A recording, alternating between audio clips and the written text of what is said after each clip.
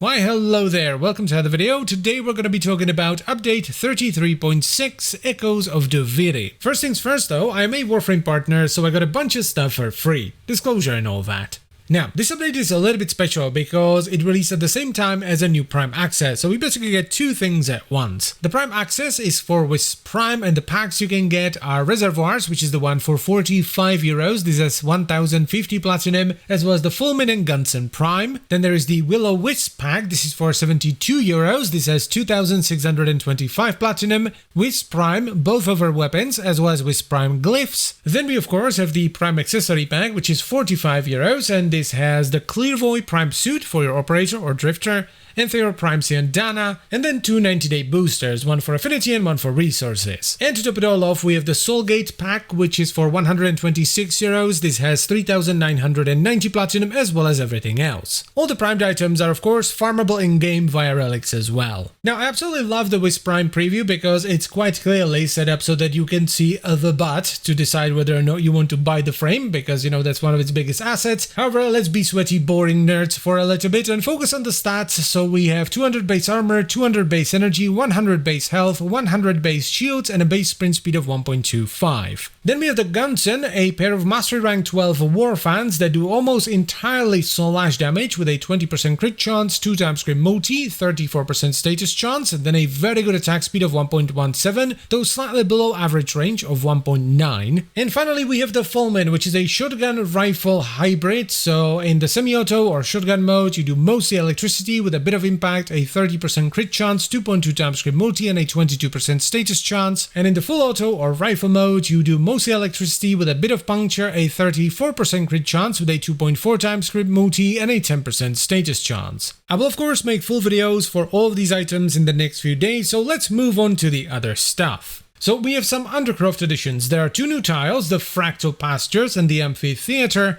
and you can also now get Jackal Assassination as one of the Undercraft missions. The Corrupted Jackal is similar enough to the normal Jackal, so it has very similar mechanics, though you do have to chase it around a little bit, and you also have to kill a few enemies in between each phase. You will also occasionally run into these things called Trauma Clamps. When destroyed, these draw you and nearby enemies in and proc different status effects based on the mood of the current spiral. Now speaking of Duviri, there are 5 new Incarnon Genesis that were added with this update, and they are for the Boar, Gammacore, Angstrom, Gorgon, and Anku. These should become available with the reset in circuit that happens on the 30th of July. They're also going to be available from Cavallero for Platinum once the reset happens. Next up, we have 4 new augment mods, starting with Temporal Erosion for Protea's Temporal Anchor. This makes every hit of Grenade Fan and Blaze Artillery strip 10% of enemy armor when Temporal Anchor is active. This is actually quite a nutty augment considering that both of the abilities hit more than once per cast, so you can very easily strip all of the enemy armor with just a single cast. I mean, just look at the amount of damage that's being done here. These are level 100 heavy gunners, and I have no mods equipped, I just put on the augment. Next up we have Shadow Haze, which is an augment for Sevogot's Reap. This increases your crit chance against enemies affected by Death Harvest, the debuff provided by Reap,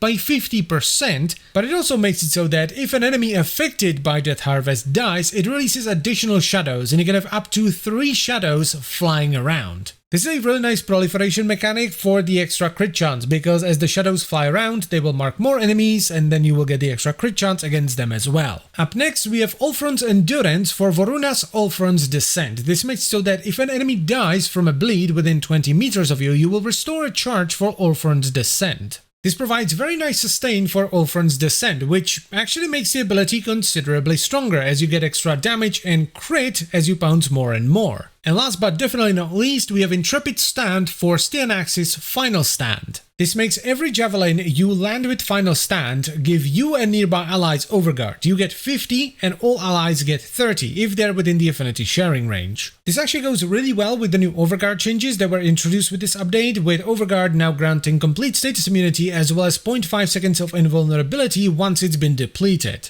Up next, we have the new and improved damage numbers. By the way, if you don't like these, you can turn them off and use the legacy numbers instead. You can customize like the basics of these numbers in the HUD section of the options menu, and you can customize the colors and all that in the accessibility section. Next on the menu we have some status changes. So puncture now maxes out at 5 stacks, with it granting up to 80% enemy damage dealt reduction, but it also now makes critting enemies easier because it increases the crit chance threshold on enemies by up to 25% at maximum stacks. Impact does basically the same thing as before, so it staggers enemies and it essentially opens them up to mercy finishers faster, though instead of stacking up to 10, it stacks up to 5 and the scaling on the stacked has been doubled. And finally we have code, which once again does the same thing as before, so it slows enemies down with every stack, though it now stacks up to 9 times, so you can slow them even more than before. But in addition to all of that, it also increases the crit damage the enemies take by up to 50% at 9 stacks, with the first stack providing a 10% increased critical damage taken, with every subsequent stack providing an extra 5%. Another kind of interesting change is actually a buff to a bunch of mods, specifically the IPS mods, the weaker ones that weren't really used before, so Rupture, Disruptor, Piercing Hit, Flechette,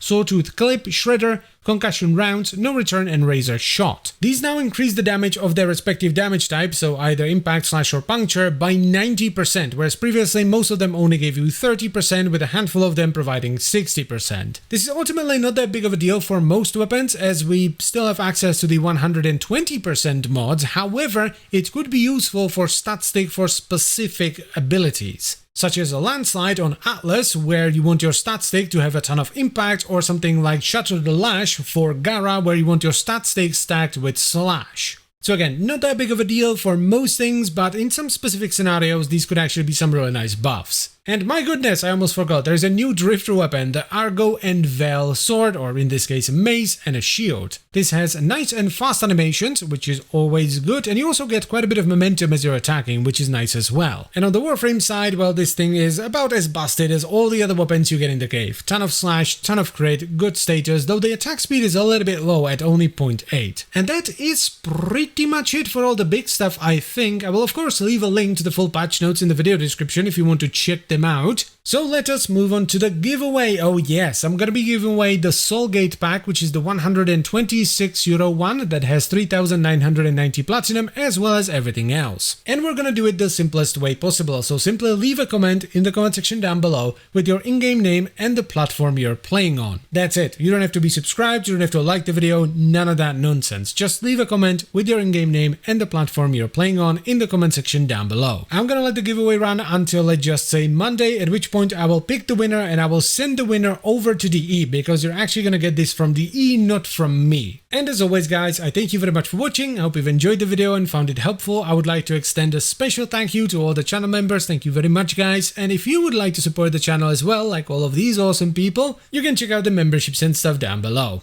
And I will see you next time. Bye bye.